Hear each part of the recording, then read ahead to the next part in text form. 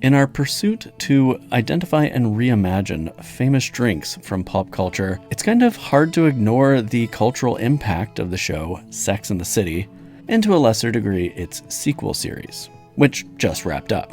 The drink most commonly associated with Sex and the City is the Cosmopolitan, aka Cosmo, which is a cranberry cocktail with a little bit of lime. So we're gonna brew one up. We'll start by weighing out 1 pound of honey. And then we're putting in 1 gram of citric acid. Just a little bit of acid to help the fermentation along. Next, we're gonna fill that up with water and give it a good shake to make sure the honey is nice and combined. Topping it off with water. And then we're adding 1 teaspoon of nutrient for our yeast. Let's just make sure the yeast has a nice balanced diet.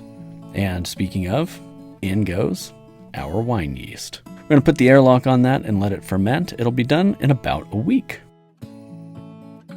Once it's finished, we racked it off to secondary to get it off of the yeast at the bottom. And then we stabilized with potassium sorbate and potassium metabisulfite. This acts as an inhibitor on the yeast, so that way we can add some sugary components tomorrow. 24 hours later, we get our lime zested, and we are going to zest half an orange also. Both of those zests are going right into secondary. And then we're going to be adding 1 12-ounce can of cranberry juice concentrate. This is going to add some acid, but also some sugar, and so it's going to give this a nice infusion of cranberry flavor. We'll get that sealed up and let it clear up, which weirdly, it did in like 24 hours. It was so clear you could see our sign through it. So, ready to get it into bottles. And if you're gonna serve a Cosmo, you should have an orange garnish.